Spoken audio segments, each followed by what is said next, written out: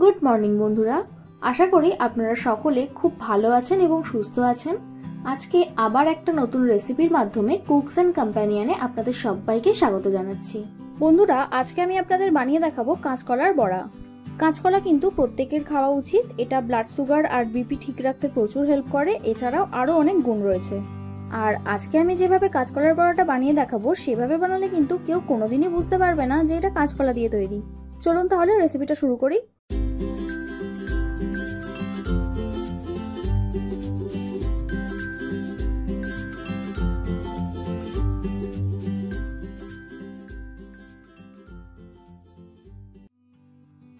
প্রথমে আমি দুটো কাঁচকলা নিয়েছি। এবার এটার সামনের দিকটা আর পিছনের দিকটা বাদ দিয়ে তিনটে টুকরো করে নেব, তাহলে কিন্তু ভালো সেদ্ধ হবে।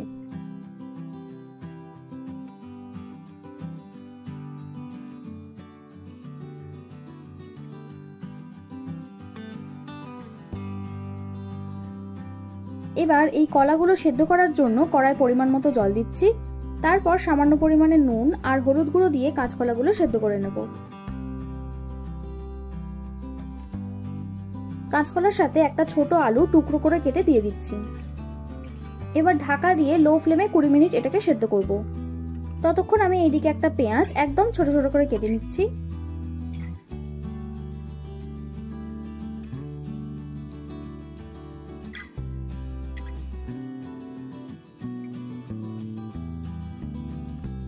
সাথে ছোট একটুখানি আদা কুচি করে নেব।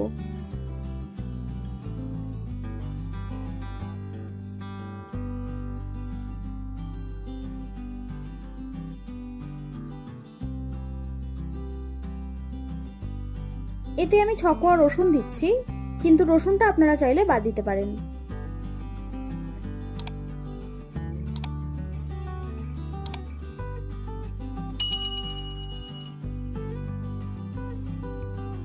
সব শেষে ঝাল অনুযায়ী কাঁচা লঙ্কা কুচিয়ে নেব।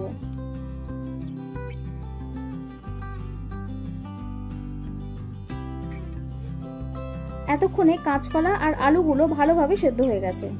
এগুলোকে এবার জল ঝরিয়ে তুলে নিচ্ছি।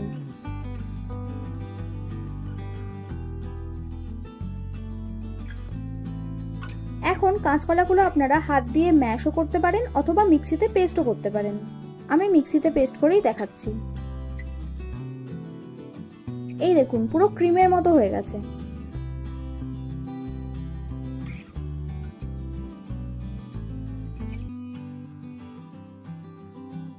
এবার একটা বড় বাটিতে কাঁচকলা বাটাটা নিয়ে নেব।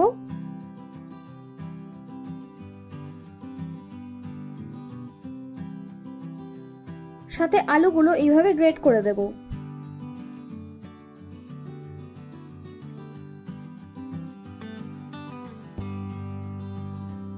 আচ্ছা, আলুটা দেওয়ার পর দিচ্ছি 2 চামচ বেসন, 2 চামচ চালের গুঁড়ি,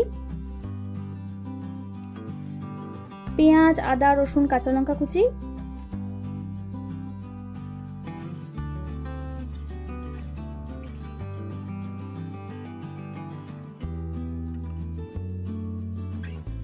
হাফ টিস্পুন হলুদ গুঁড়ো, স্বাদ মতো নুন, কালো জিরে আর জোয়ান।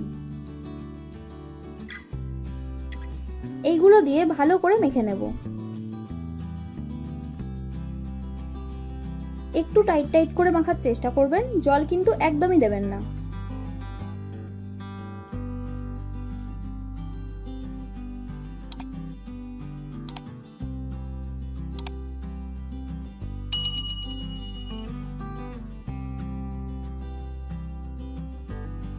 এবার এইদিকে কড়াই বেশ অনেকটা সর্ষের তেল গরম করতে বসিয়েছি। তেল গরম হলেই এক এক করে বড়ার আকারে ছেড়ে দেব।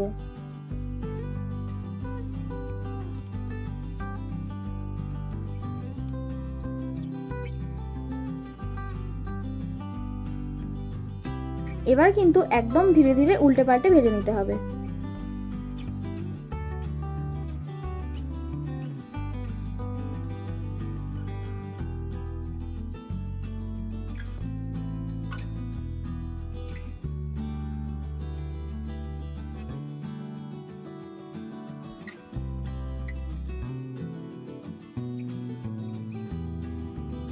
বেশ ভালো করে লাল লাল করে ভাজবো।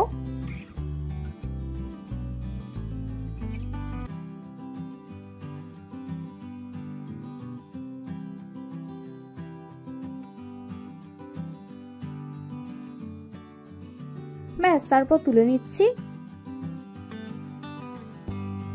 কাঁচকলার বড়া একদম তৈরি। আপনারা এইভাবে বাড়িতে বানিয়ে খাবেন আর বাচ্চাদেরও অবশ্যই খাওয়াবেন।